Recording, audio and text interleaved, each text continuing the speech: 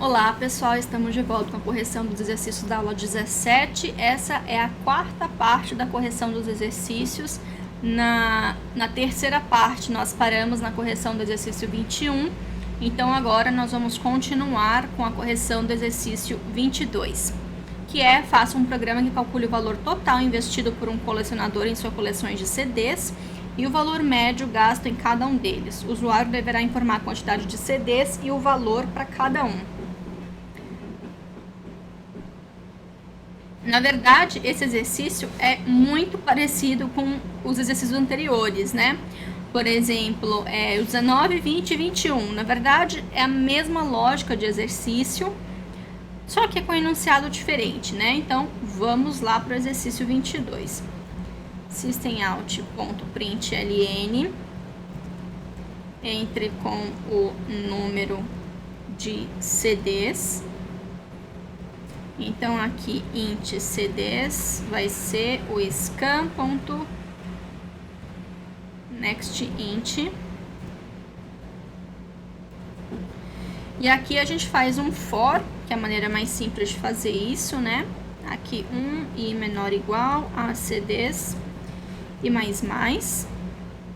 E aqui a gente impede systemout.println, informe o valor do CD, aí o número do CD, e aqui a gente não precisa adicionar 1 ao i, porque a gente começou do 1 e está utilizando igual. Lembrando que quando a gente começa do 0, a gente utiliza o menor, só o sinal de menor aqui, tá?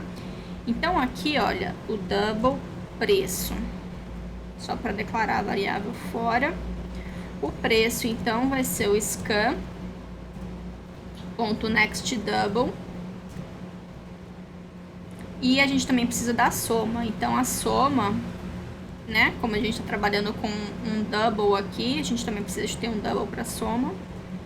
A soma a gente só adiciona aqui o preço. E aí, no final, a média, que vai ser a soma dividido pela quantidade de CDs. Então, alt.println, a média gasta com cada CD, que é a média. Então, vamos executar. 5 CDs. O primeiro eu paguei R$18, o segundo eu paguei R$15, o terceiro tá em promoção, R$10.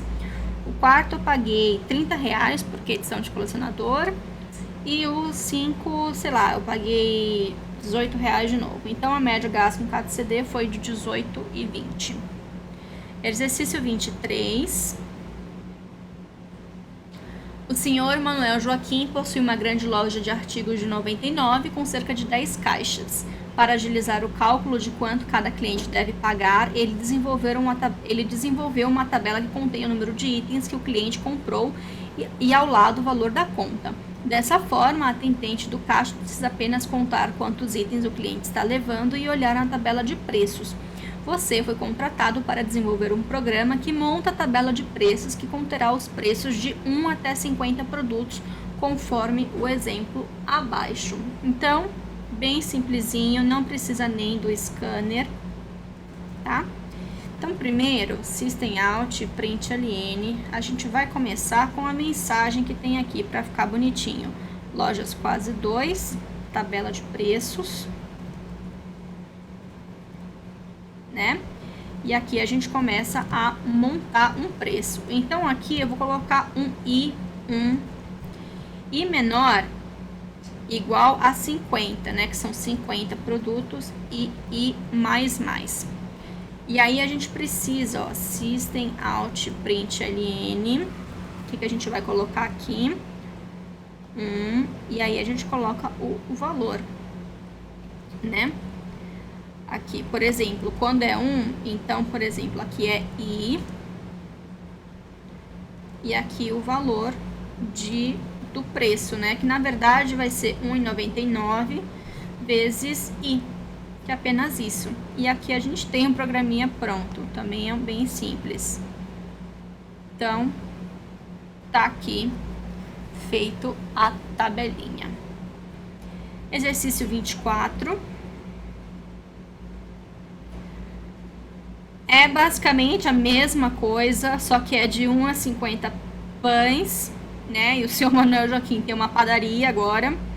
E o preço do pão é 18 centavos. E aqui até 50 pães também. Então, para facilitar o exercício 24, olha, deixa eu copiar aqui o exercício 23. Também não precisa do scanner, já que a gente não está lendo nada do teclado. E aqui, olha, tem uma outra mensagem em cima, que é o preço do pão.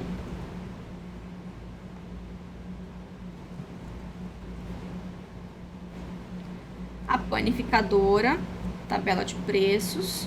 Pão de ontem é ótimo. E aqui a mesma coisa, um pão, só que aqui ao invés de 1,99 são 0,18, né? Então aqui, ó, 0,18. Exercício bem simples também. Então vamos executar. É até 50 também, tá? Isso aqui é o que eu falei do Java. Eu falei isso em uma outra parte da correção de exercícios, que se você for utilizar os tipos inteiros do Java para fazer cálculos matemáticos, os cálculos podem não ser tão precisos assim.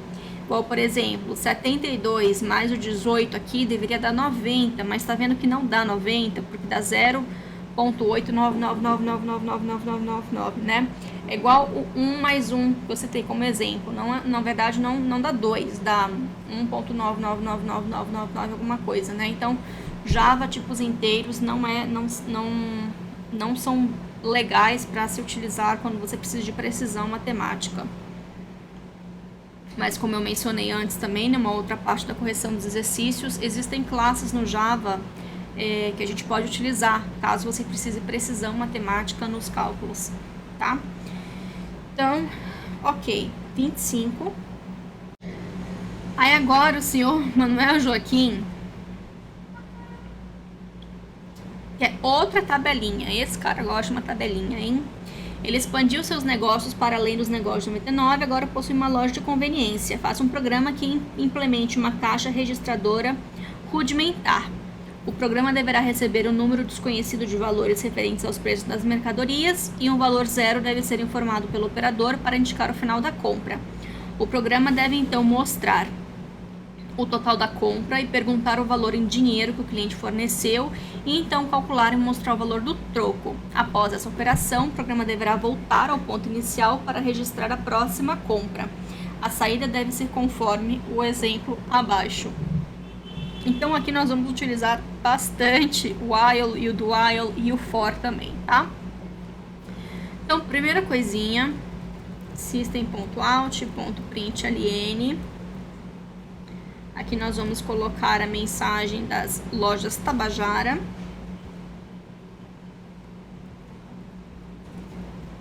Tá? E ele quer que você informe a compra.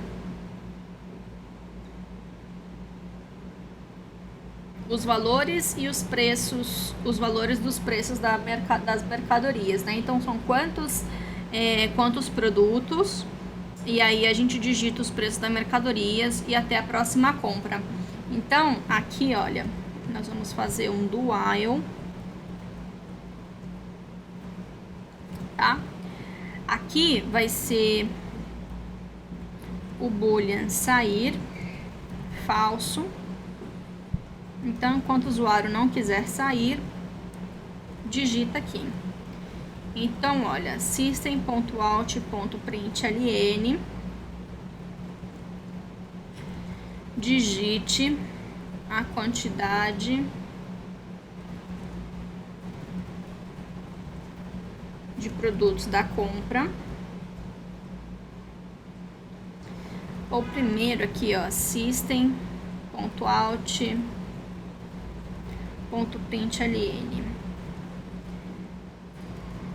Deseja informar uma nova compra? Sim, não. Aqui então vai ser uma string continuar compra. Então, aqui a gente vai ler o continuar compra, que é uma string, a gente vai utilizar o método next, né, o scanNext. Se continuar compra equals ignore case AS, então a gente continua com a compra, tá? Se for não, o sair true, beleza? E aí ele sai do programinha. Então vamos lá fazer aqui a compra. Digite a quantidade de produtos da compra. Então aqui fora também int QTD produtos. Então a quantidade de produtos aqui vai ser o next int. E aqui a gente pode utilizar um for. Aqui é i menor ou igual a QTD produtos. E mais para a gente ler a quantidade dos produtos, né? Então é system out println informe preço do produto X, né? Então aqui seria o produto Y. E aqui a gente coloca, por exemplo, double preço, tá? Então o preço vai ser o next double.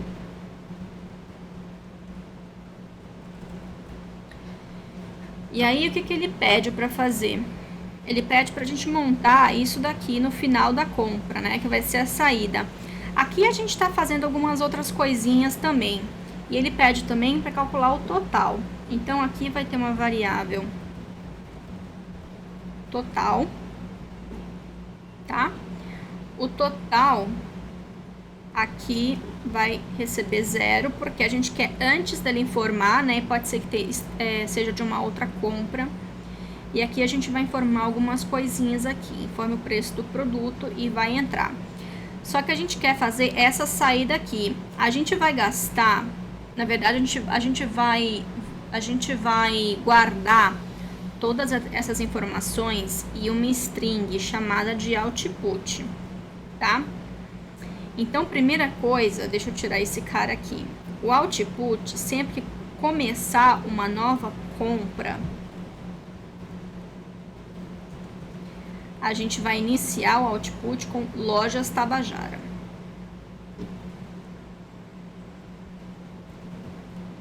Aqui no final, eu vou utilizar essa contra-barra N, que significa pular de linha, tá? Eu não sei se a gente falou isso quando a gente discutiu os caracteres lá no início do curso, mas o contra-barra N é pular de linha. Tanto que aqui no System Out Println, na verdade ele vai pegar isso daqui e no final ele adiciona isso aqui pra gente automaticamente, tá? Ou a gente pode utilizar o print e aqui, por exemplo, a gente põe contra-barra N, tá? Então é só essa que é a diferença do print pro println. Então o output vai começar aqui, então vai estar recebendo, tá vendo? Então qualquer coisa que tiver aqui dentro da variável não vai ficar. Então informe o preço do produto 1. O output aqui, então, ele vai receber, a gente vai concatenar com o que está pedindo aqui. Tipo, produto X, o valor. Então, aqui, olha, vai ser esse formato. Então, o produto, aí aqui eu vou colocar I, vai receber aqui, na verdade, é o valor, né? Então, aqui é o preço. E aqui no final vai ter uma quebra de linha também. Então tá, o produto tal vai fazendo. E a gente precisa também do total. Então aqui, olha, o total vai receber mais igual ao preço. Tá? E aí no final a gente vai colocar aqui, olha, o output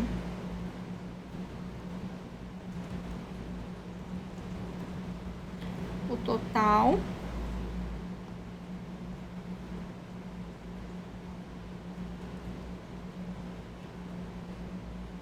Né? Então, aqui vai ser o total mesmo. Mais total.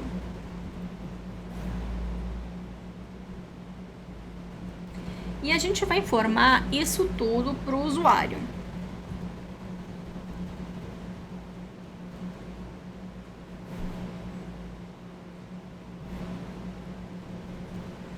O porquê da gente estar fazendo isso? Porque a gente não quer que essas informações saem, por exemplo, no final. Então, essa é uma forma diferente também da gente fazer isso.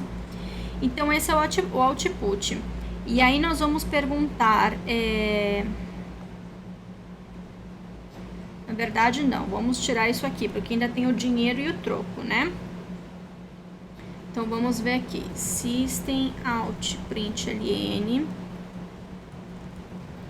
entre com o valor pago. Então, aqui, olha, vamos mais colocar isso aqui, olha, que é o double valor pago.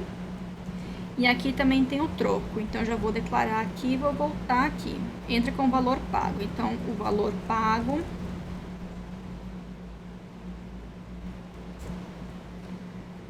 next double. Antes disso, system.out.println. Vou só colocar isso aqui, olha, para o usuário, porque o usuário atendente vai precisar disso aqui. Então, é como se a gente estivesse imprimindo uma notinha fiscal, tá?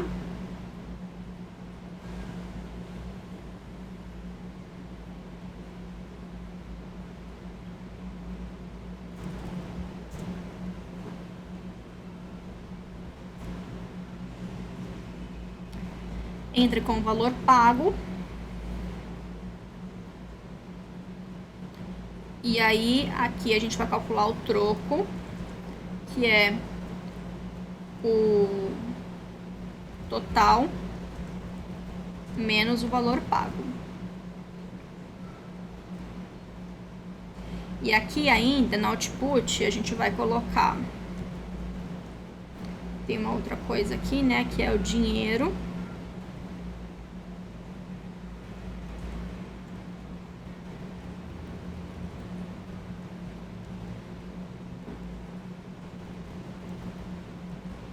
E aqui não podemos esquecer da quebra de linha. Aqui tem o mais.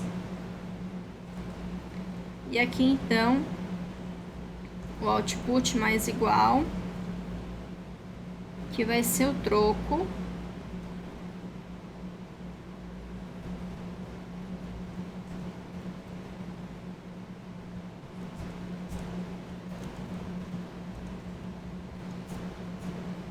O troco.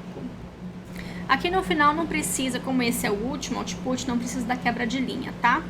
Então aqui, olha, finalmente nós vamos fazer a saída da nota fiscal, que é o output. Ok? Então vamos executar para ver o que deu isso daqui. Informar nova compra? Sim. Digite a quantidade de produtos da compra. Quantos produtos? Vamos fazer o exemplo aqui. São 3 produtos. O produto 1 é 2,20. O produto 2, 5,80. O produto 3, 0. O total, entre com o valor pago. 9. É o 20, né? O dinheiro 20.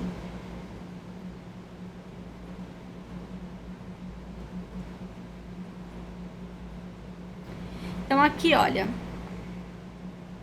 Deu esse aqui, a gente pode até tirar. O que deu aqui? O que tá indo com troco? O troco, então, tem que voltar R$12.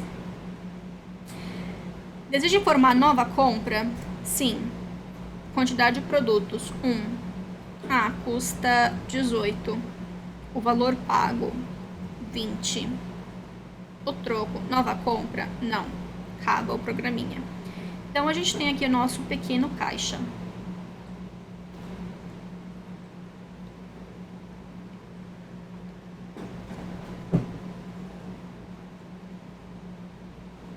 Exercício 26. Só tem mais 10.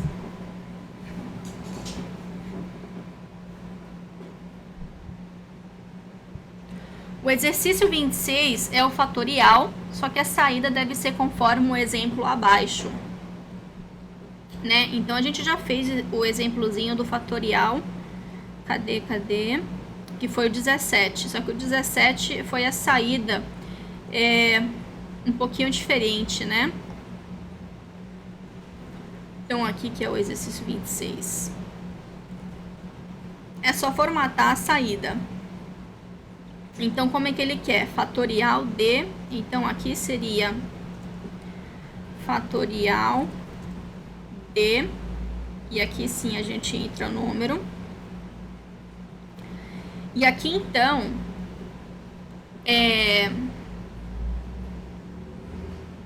Aqui, então, a gente começa a colocar. Só que aqui, olha, fatorial de... E aqui a gente faz um system out... ponto print,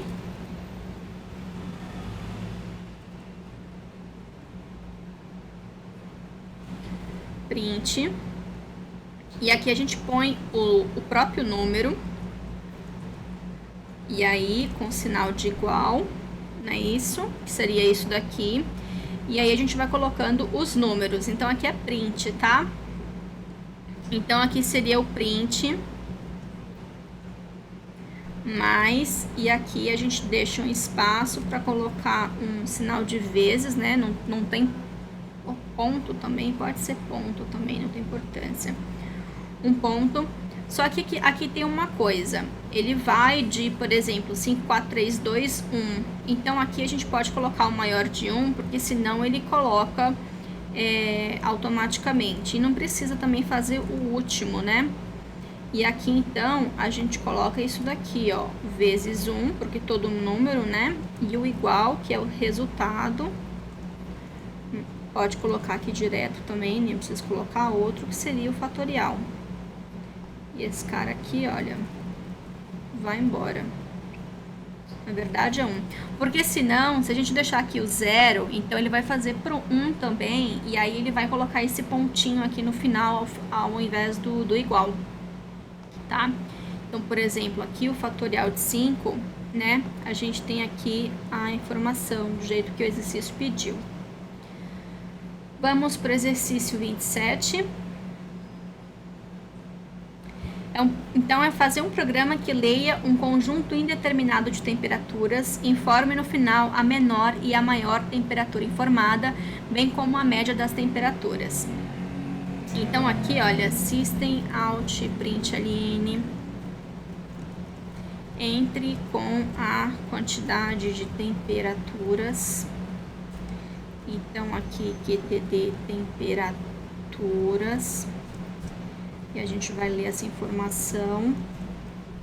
Next int. Tá? E aqui a gente começa int i 1 e menor igual a QTD temperaturas, né? E mais. E aqui a gente faz um outro output pedindo para o usuário entrar com a temperatura. Entre com a temperatura X, né? Que aqui seria o I. E aqui a gente começa a ler, né? A temperatura pode ser um double, vamos chamar de temp. Aqui é 1.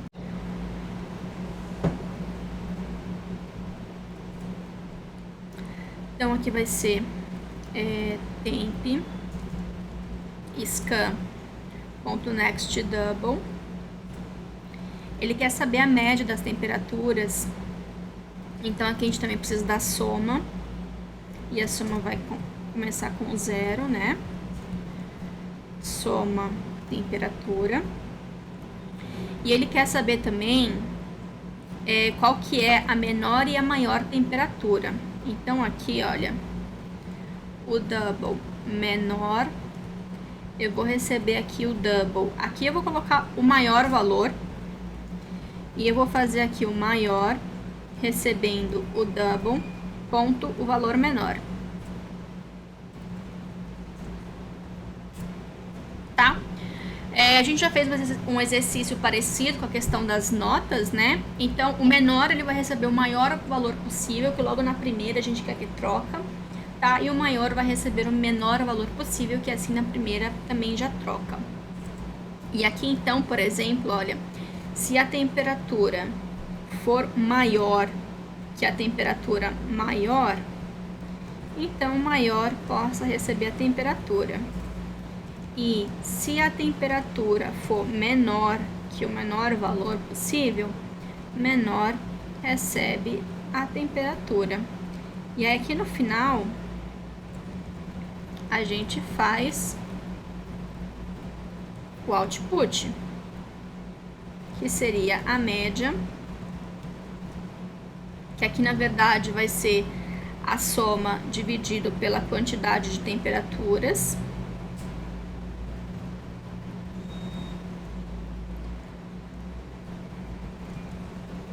Menor temperatura e a maior temperatura.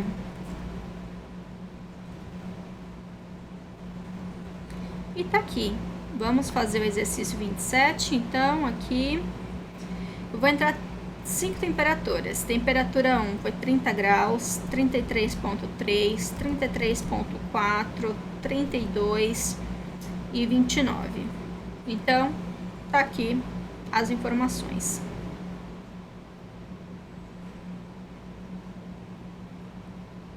Vamos para o exercício 28.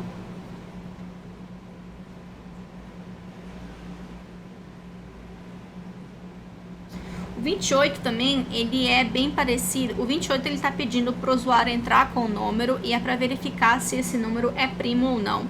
A gente fez aqui também um parecido antes, que foi a questão do número primo, que foi o 18. Na verdade, esse é igual o 18. Na verdade, a mesma coisa, né? Então, na verdade, o exercício 28, ele ficou duplicado aqui na lista. Você entra com o número e determina se ele é primo ou não. Então, só pra gente ver aqui de novo, olha. Por exemplo, o número 4, ele não é primo porque ele é divisível por 2. O número 13, ele é um número primo, porque ele só é divisível por ele e o número 1 mesmo.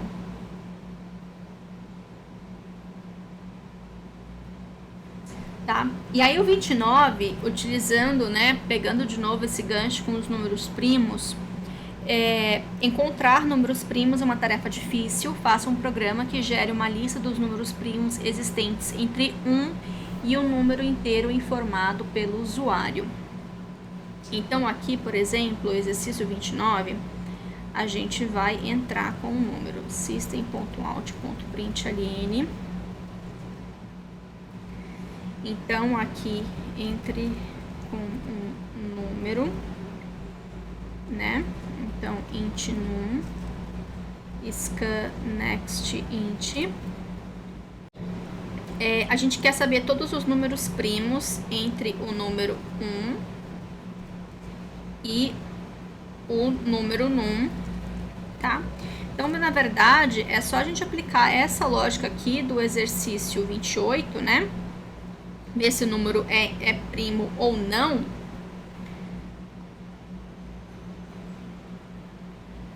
E colocar isso tudo aqui. Só que aqui a gente vai fazer isso várias vezes, tá? Então, aqui, por exemplo, olha, tá aqui. Só que aqui a gente tá vendo... Aqui tá vendo que a gente tá utilizando um for, aqui a gente vai utilizar um for aninhado. Então, aqui, olha, em vez de i, nós vamos utilizar j. Só que j aqui vai ser menor que i, aqui vai ser j mais, e aqui vai ser o número i, que a gente quer, né, j. tá? Então aqui, por exemplo, a gente pode tirar esse cara aqui, e se for primo, a gente imprime o número, que é o número i, tá? E aí, por exemplo, 29, nós vamos executar todos os números primos entre 1 e 100. Então, nós temos aqui 1, 2, 3, 5, 7, 11, 13, todos os números aqui, tá? Sempre quando a gente está trabalhando com fors aninhados, ou seja, um for dentro de outro for, geralmente o for de fora, o contador a gente chama de i, e o for de dentro a gente chama de j. Se tivesse um outro for aqui dentro desse for do j, a gente utilizaria k, por exemplo. É a convenção mais ou menos utilizada pelos programadores. Claro que você pode utilizar o nome da variável que você quiser, afinal o programa é seu. Mas é só uma convenção utilizada entre programadores. Fica como dica para vocês, tá? E aqui, olha, esse boolean a gente podia até tirar e botar ele aqui fora também, para ficar mais bonitinho. Então, boolean primo, né, para ficar mais bonitinho. Não é muito legal declarar variáveis dentro dos loops, então sempre que possível a gente declara fora. Exceto as variáveis de contador, que são declaradas dentro do loop, né, e tem um escopo aqui somente para o loop. Ok? Então, pessoal, a gente vai parando por aqui com a quarta parte da correção dos exercícios, e a gente continua na quinta parte com a correção do exercício 30 em diante, e aí a gente já mata esses 6 exercícios.